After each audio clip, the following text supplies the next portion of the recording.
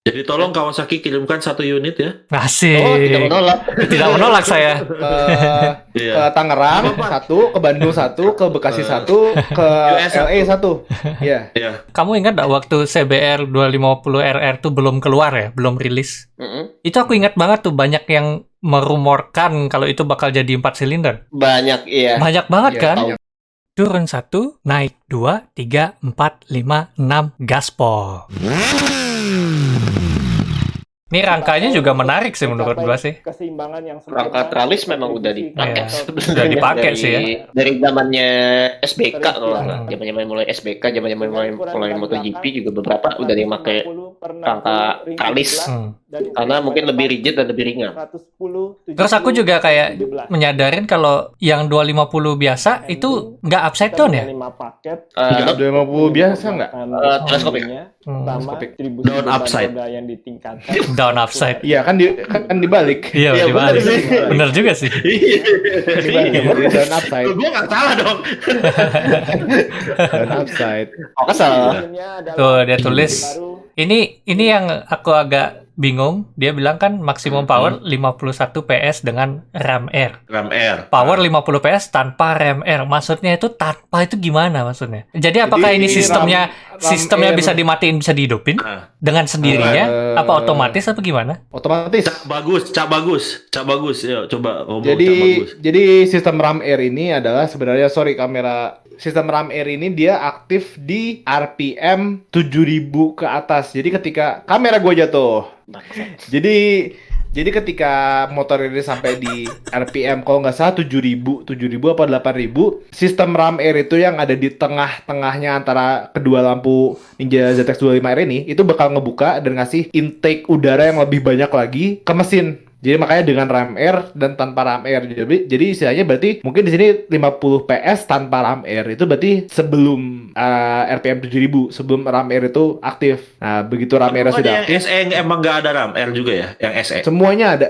Bukan nggak SE, Standar. sorry standar. Oh standar ada ya? Oh Ada. Jadi kalau sistem RAM R sama semua, pokoknya yang bedakan Semuanya, dari oh, SE itu. dengan standar itu pokoknya KTRC, IBS dan auto blipper, quick shifter. Itu aja sih ABS, sebenarnya. bukan IBS. IBS. IBS. IBS. OBS. Kalau RAM R ini sih aku tahu lah sistemnya kerjanya kayak gimana kan, soalnya aku dulu sempet bongkar si Putih kan. CBR 1000RR itu ya memang Peace. masih hidup dia. Masih hidup. Masih hidup tapi pemiliknya udah beda. Oh udah beda ya. Iya. Oke. Aduh. Jadi kan dia ada ya benar sih namanya tuh RAM R di samping kan.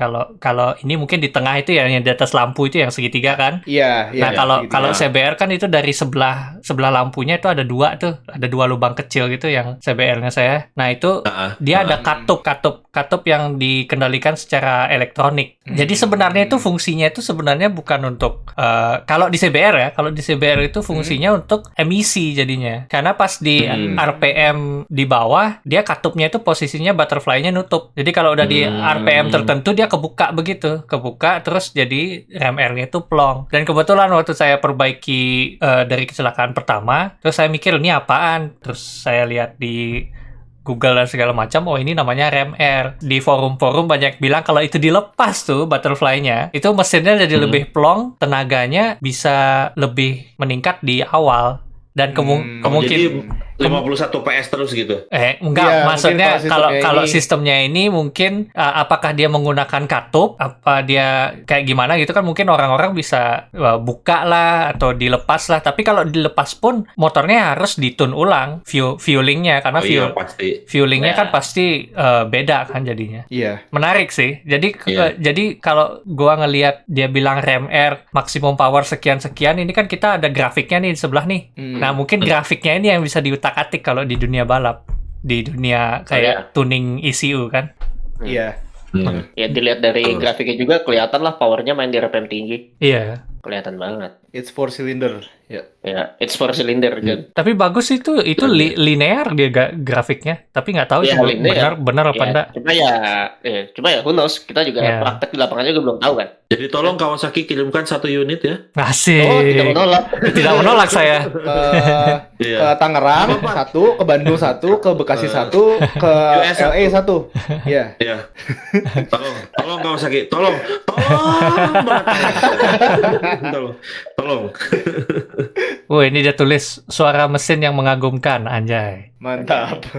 Inline 4 emang nggak ada yang mengecewakan. Enggak, tapi sebenarnya ya, nah ini agak side track dari Kawasaki. Oke. Kalau gua jujur, Kawasaki bikin kayak gini itu sebenarnya bagus banget buat dunia motor Indonesia. Bagus banget. Kenapa?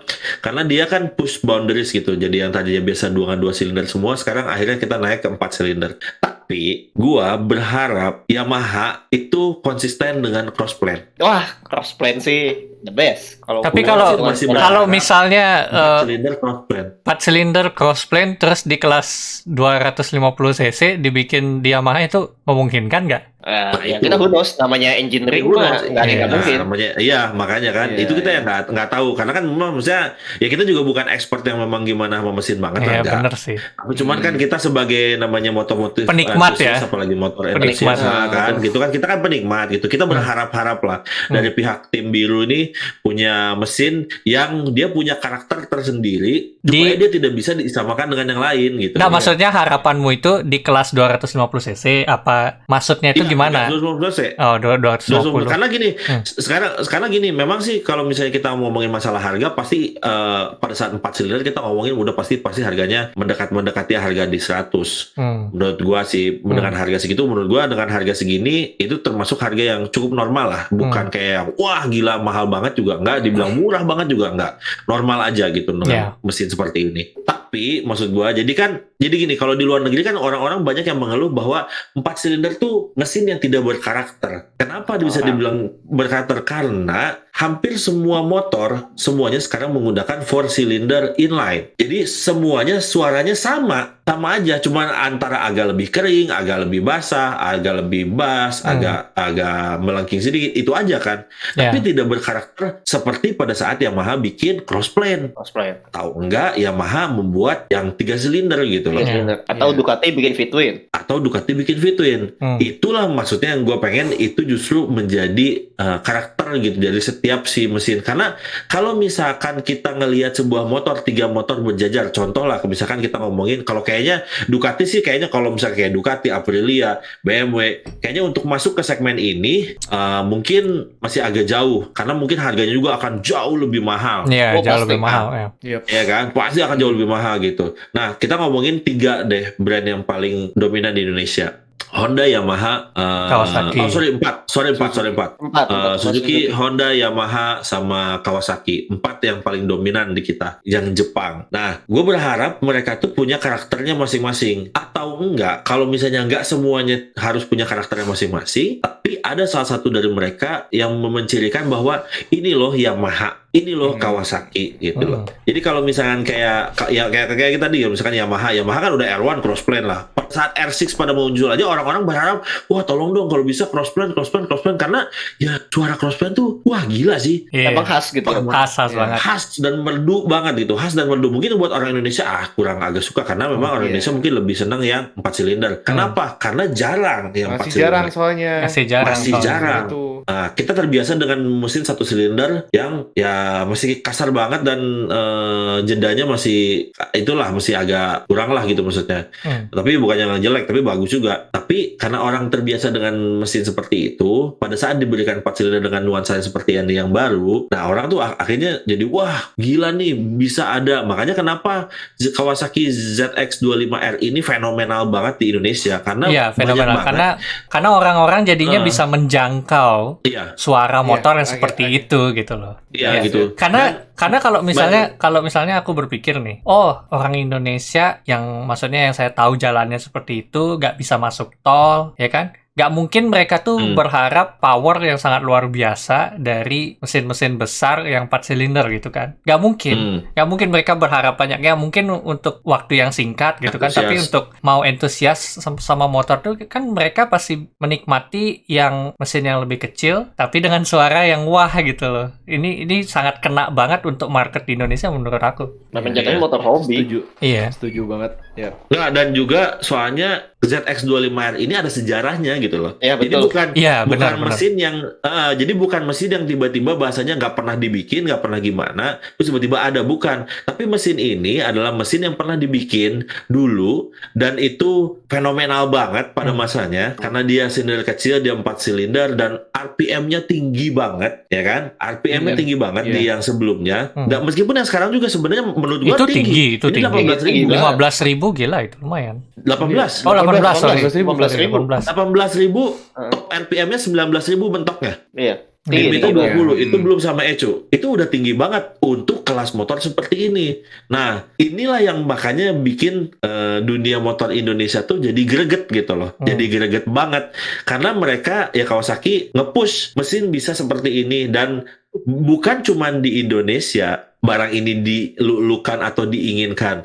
Coba kita bisa lihat lah di launching, bukan sebelum di launching lah, pada saat teaser orang ngobrolin tentang ZX25R 4 silinder, itu banyak banget di negara lain yang menginginkan motor ini ada di tempat mereka. Iya, termasuk Amerika. Termasuk Amerika, betul. Tapi mereka pasti minta size-nya ya seperti Ninja yang kemarin baru keluar. 400. Iya, 400. Pasti mereka maunya gede dikit gitu loh. Tapi kalau kata gue nggak akan.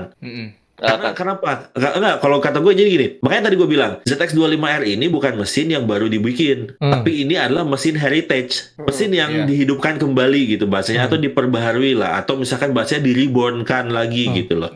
Nah, mesin ini tuh mesin yang sudah pernah terkenal pada masa itu, ada 250 cc inline 4, dihidupkan kembali ke sekarang. Makanya kenapa menurut gua pada saat motor ini akan di-launching ke tempat lain, pun yang perbedaan yang akan terjadi adalah di tuning. Mungkin HP-nya akan lebih sedikit besar, atau misalkan cc-nya mungkin akan sedikit lebih naik, tapi nggak akan kalau kata gue sampai 400. Di ZX3R mungkin, maybe, nggak tahu juga. Tapi karena dengan adanya history dari ZX25R, kayaknya sih ini akan jadi mesin yang the one and only ZX25R yang bakal didistribusiin ke seluruh dunia. Kayaknya. Karena kan ada heritage-nya.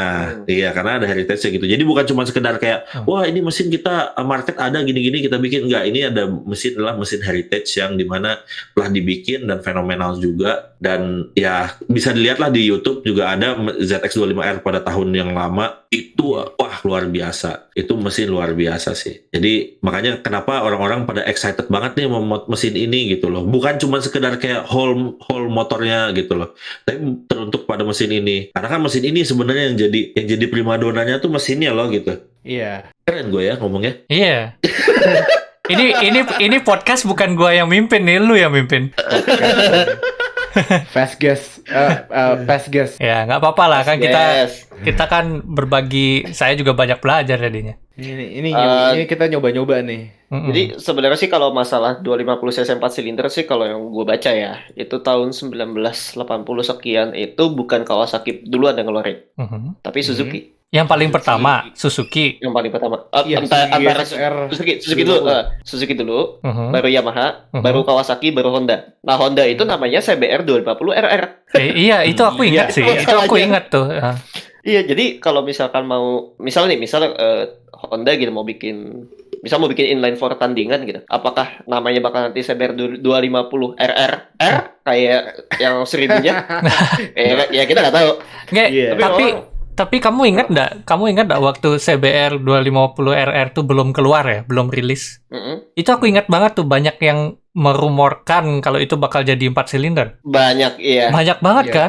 Karena memang ya itu di nama sebelumnya yang CBR 250 RR itu 4 silinder zaman dulu. Karena sebelumnya adalah 4 silinder ya, MC22 itu. Padahal gue yakin sebenarnya Honda itu bisa, men. Bisa harusnya dia bikin, cuma apa kali?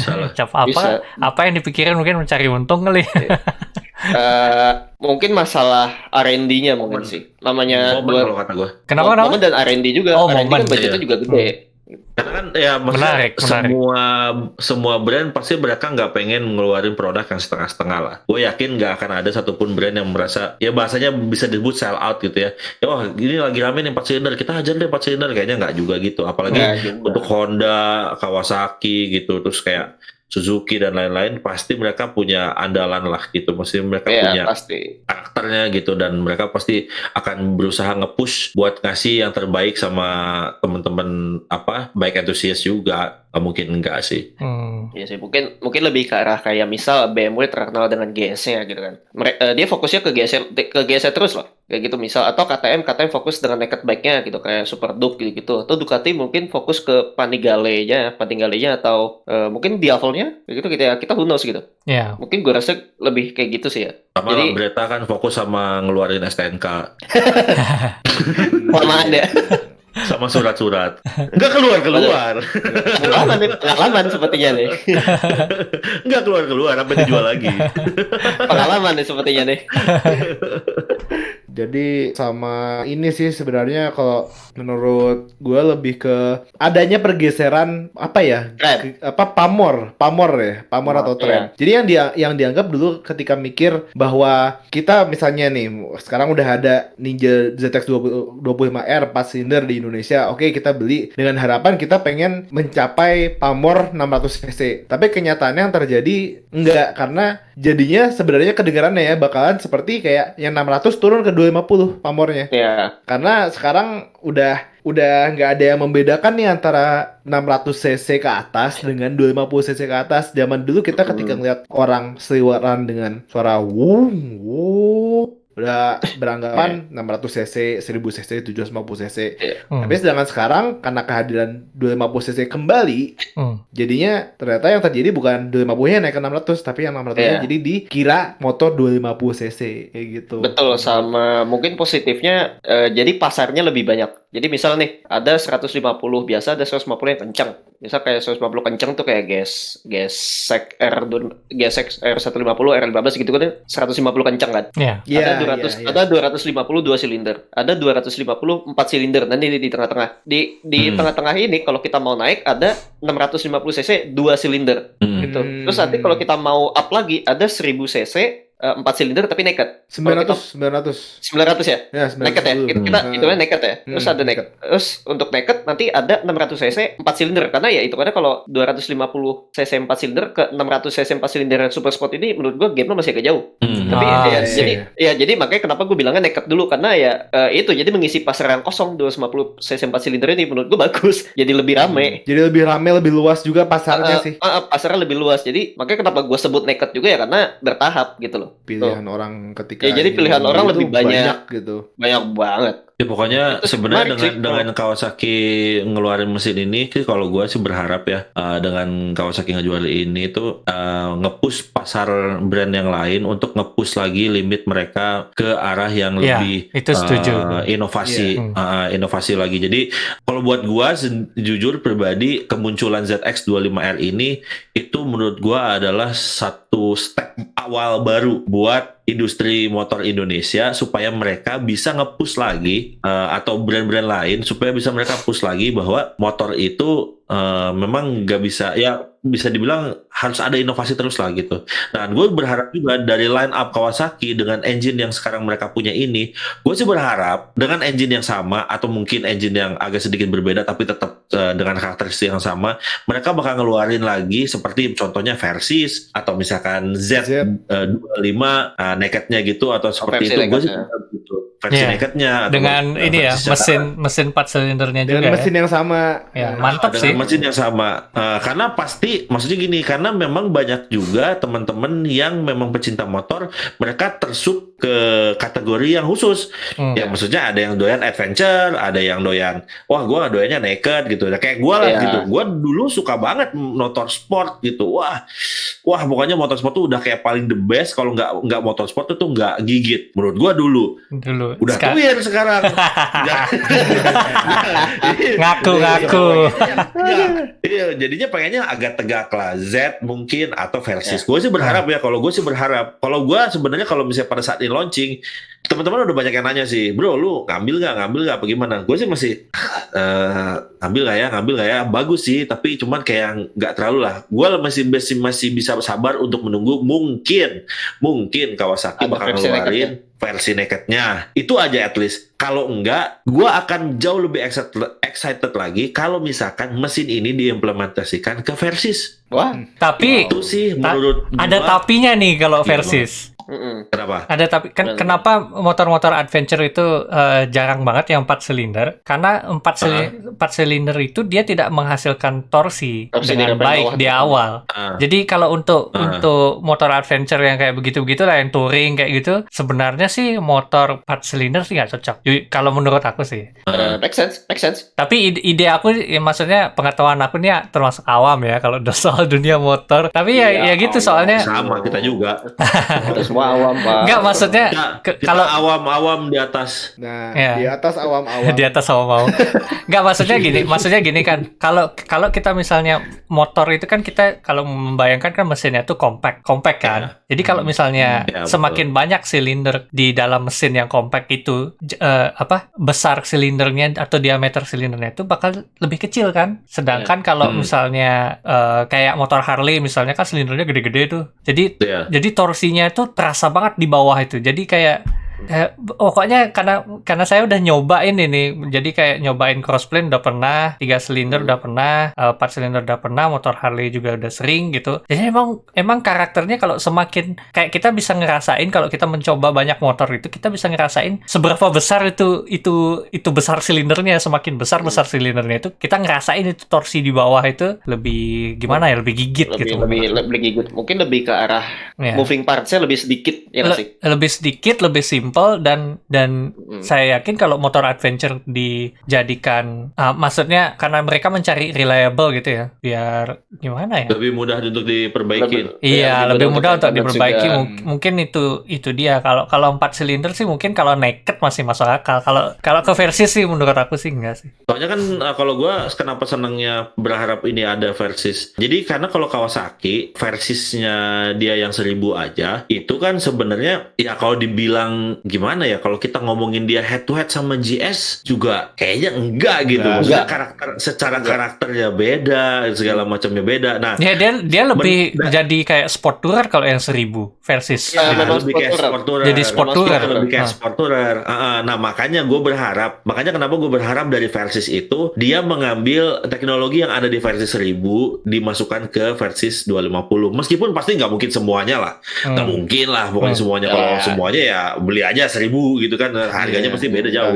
Cuman at least ada karakter yang kita nggak beda jauh gitu buat para pecinta-pecinta motor-motor yang seperti itu. Kalau misalnya dibilang, wah ini harusnya adventure begini seperti BMW GS gitu kiblatnya, ya gue setuju karena adventure itu ya memang harus bisa kemana-mana. Cuman yang gue tahu, yang gue paham dari karakter motor Kawasaki yang versi 1000 itu nggak gitu masalahnya. Enggak, kan aku pernah nyoba. Nggak.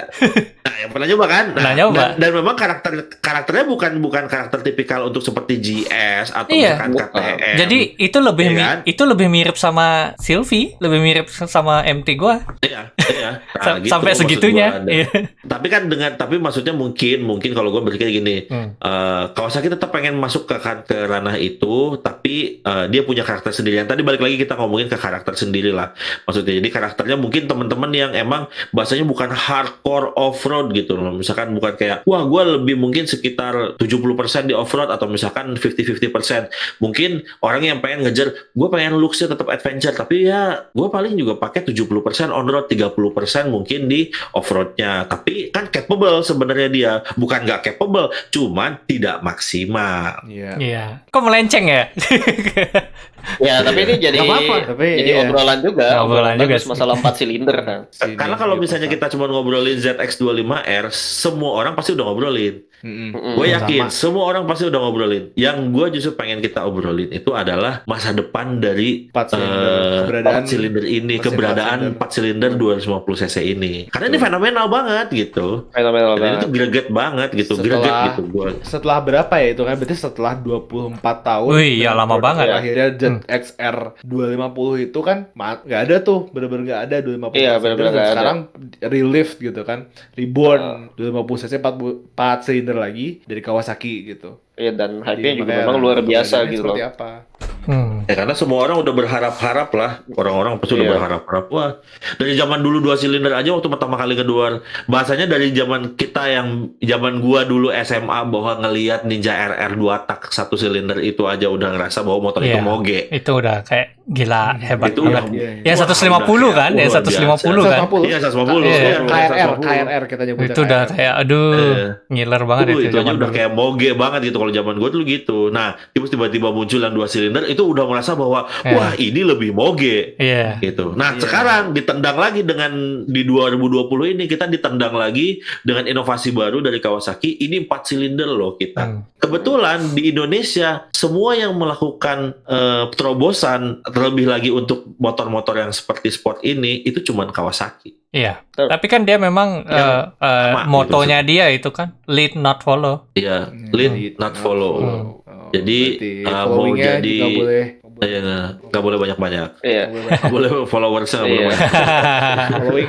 Sama si tagline-nya si ZX25 ini menurut gue bagus banget. Let the good times roll itu kan kayak istilahnya itu ya emang kayak yang kalian dibilang dia tuh ingin pengen membawa lagi memori terbaik dia pada tahun 90-an gitu loh ke 2020 ini.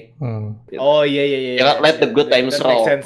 That makes sense. Kalau itu analisa kasar gue aja. Tapi kalau gue lihat sih memang make sense. Iya. Sangat. Setuju sih. Lagi kan justru kalau teknologi gitu-gitulah. Nggak, kalau gue senang ini justru malah konsep yang kita sekarang lagi record ini. Karena kalau misalnya kita bandingkan dengan teman-teman yang lain, semuanya fokus terhadap ini. Udahlah, itu mah kasih aja yang lain lah. Maksud gue. Maksudnya banyaklah orang yang lebih review mungkin jauh lebih ahli daripada kita berempat. Iya. Gitu. Tapi ini kita sebagai pecinta otomotif sebagai yang bahasanya baik antusias juga gitu ya. Nah, kita punya harapan dan kita punya impian dan kita juga pengen gimana sih dari mesin yang sekarang keluar di tahun 2020 ini di ZX25R ini bisa merubah industri yang akan nanti ada ke depan. Itu kalau gue sih ini seneng banget sih ngobrol kayak gini, maksudnya iya menarik banget. Jadi beda menurut aku sih beda. Correct. Sebenarnya aku sendiri sih sebagai ini kan eksklusif ya di Indonesia ya, dan sedangkan saya nggak di Indonesia gitu loh. Baru eksklusif. Iya, maksudnya kan ini dibikin oleh Kawasaki yang di Indonesia gitu loh. Dan sedangkan aku nggak di sana kan. Jadi waktu ini keluar pun ini aku kayak entusias gitu. Oh ini Indonesia loh. Di Indonesia nih orang-orangnya bikin ini kan, berarti kan seluruh dunia ini bakal tahu nih. Kan ini mesin udah dibilang legendaris dari dulu, dan keluarnya itu bukan di Jepang atau bukan di mana, tapi di Indonesia. Nah, ini menurut saya sih sangat menarik. Makanya waktu keluar tuh saya kepoin banget semua orang-orang yang review, saya tonton gitu kan. Terus pingin banget buat konten seperti ini, tapi nggak tahu gimana, dan akhirnya kalian ini mencetus ide ini, dan ya udah di sini sekarang kita. Ya, menarik sih, senang. Berarti kalau kalian semua suka sama konten seperti ini, jangan suka jangan suka. Malu, bukan YouTuber, nggak bisa. Bukan YouTuber nggak bisa. Nggak apa-apa. Jadi biarkan natural aja. Kalau mereka suka ya pasti mereka akan jangan nggak usah inilah. Yang kalau soalnya kan ini kan bakal jadi konten yang jadi panjang gitu ya, style podcast. Nah, belum tentu orang kayak menikmati nontonnya, tapi saya yakin ada beberapa pasti mereka. Karena kalian juga ngobrolnya juga enjoy, saya juga suka dengar, saya juga suka ngobrol gitu. Jadi saling belajar juga kita semua ini di sini. Iya betul. Menarik. Saya lebih suka ngobrol sih. Dengarnya jarang. Iya. Makanya dia yang memimpin ini podcast kali ini nih. Makanya nih apa Saya narator. sampai udah 1 watt juga mata beli ya masih melek juga nih. Masih melek. Kan kita menghormati yang lebih tua. Iya. Iya, tua ya. Yang paling tua di sini bukan gua. Yang paling tua di sini gua anjir. Yang paling tua di sini si beli, bukan gua. Muka gua mungkin lebih tua kelihatannya. Mukanya lebih tua, tapi enggak, iya betul. tapi biarpun gimana di grup kita ini memang si Papa Bear ini bosnya. Wah kagak lah, gua nggak bos gua, mafioso aja. Godfather ya gua. Don, kita panggil Don ini. Don Relic. Udon. Don Relic. Udon. Parah nih. Jadi kesimpulannya gimana nih? Kesimpulannya kalau dari Ini mesin yang menarik. Ya, itu sudah diwakilkan sama beli. Ini mesin yang menarik. Mesin yang menarik dan sangat dientusiaskan, diwanti-wanti, ditunggu-tunggu ya. Jadi mungkin kita semua sebenarnya semuanya intinya suka sama mesin ini dan kita semua punya harapan di mesin ini tuh bakal jadi masa depan yang lebih cerah lah gitu. Pembuka jalan sih lebih ke pembuka jalan kalau menurut gue, lebih ke pembuka jalan bahwa ini ada yang bisa bikin mesin seperti ini, pasti akan ada banyak lagi persaingan untuk membuat yang lebih baik lagi. Dan ingat, persaingan antara brand itu baik untuk customer. Iya. Diuntungkan konsumen. Yang diuntungkan konsumen. Iya. Jadi tolong kalian semua fanatik berperanglah. Asik. Berperanglah di kolom komentar. Ya, berperanglah di kolom komentar. Tim Honda, tim Kawasaki, tim Yamaha, berperanglah di kolom komentar. Silakan. Tim Suzuki jangan lupa. Silakan. Tim Suzuki cuma ngopi aja di belakang nonton. Berperanglah kalian jadi biar bagus. Aduh. Sama paling kan ini kan mesin kan 250 cc yang menurut gue paling powerful saat ini kan. Apalagi kan dengan harganya yang mungkin selisih 20 juta kan kayak yang versi standar gitu. Mungkin buat yang beli ataupun yang baru baru naik ke 250 cc, terutama langsung ngambil 4 silinder. Semoga makin be wise di jalan. Semoga karena ini powernya gede. Ya ini motor powernya terhitung gede, jadi ya lebih hati-hati lagi, lebih buat para orang tua lebih bijak lagi kalau pengen ngebeliin motor ini buat anaknya. Karena motor ini tenaganya. Apalagi yang masih labil, masih muda gitu kan. Mungkin yang masih baru-baru banget main motor kayak gitu-gitu. Ini motor tuh bukan sembarang motor gitu.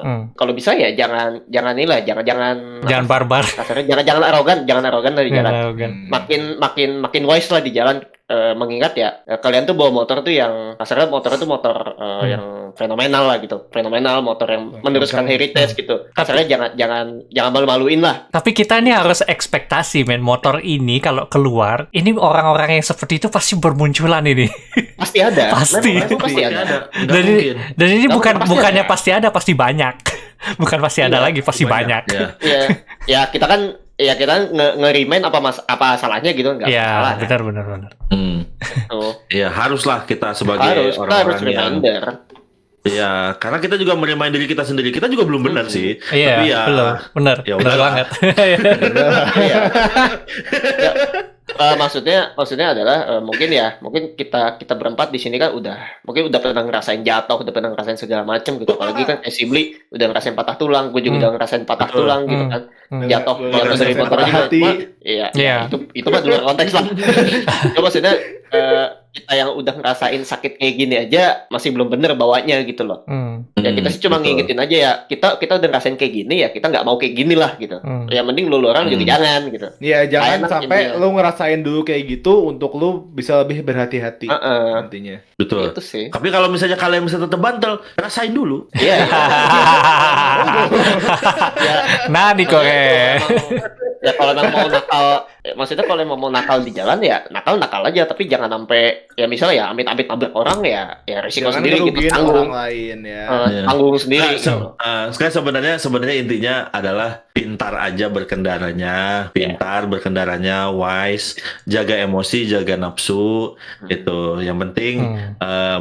Bawa motor apapun itu, mau yang kecil, mau yang besar, mau yang sport, jangan sampai membahayakan orang lain dan bahayakan diri sendiri. Membahayakan orang lain gitu, dan bahayakan diri sendiri. Maksudnya jangan membahayakan juga diri sendiri. Iya, Kalau iya. misalnya mau membahayakan diri sendiri, jangan bawa-bawa orang lain. Betul. Sentuh lah. Kalau nabrak, ya, enggak, kalau lu mau nabrak, lu aja yang nabrak. Jangan ditabrakin ke orang lain. Nah, Iya, betul. ya lebih baik tabrak pohon pisang gitu. Iya, Iya, pohon lebih baik. pisang. Lebih baik Pohon Anda pisang kan nggak nabrakin- sakit daripada pohon kelapa, ayo. Iyalah. Bodo amat. Bodo amat. Aduh, ini udah Wah, gila. Udah lewat Cuman sejam, ngobrol gak ada yang bener direkam. nih. Ya udah lewat sejam nih. Kalau 1 sejam jam nggak ada yang bener. 12. Ya udah deh, ini konten coba-coba aja dari kita semua ya. Jadi saya sih enjoy banget bikinnya. Menurut kalian gimana? Suka nggak? Oh, suka banget. Asik. Suka Suka banget. banget. Muka saya kelihatan di YouTube. Asik. Oke deh, jadi konten gaya-gaya podcast ini akan diakhiri aja dulu sampai di sini. Makasih banget buat kalian yang sudah nonton sampai di menit segini ya, itu panjang banget. Dan kalau kalian enjoy, jangan lupa tinggalkan komentar, like atau dislike terserah. Yang penting kalian jangan lupa pencet loncengnya kalau kalian udah subscribe, karena kalian akan diberikan notifikasi kalau saya upload video baru. Oke deh, jadi makasih banget buat si Ical, Valih, dan Arif. Sama-sama. Sama-sama, Abdi. Ya, sampai di sini aja dulu. Karisma Rider. Out. Kok satu doang yang ngomong? Turun 6, 5, 4, 3, 2, 1. Naik setengah, netral.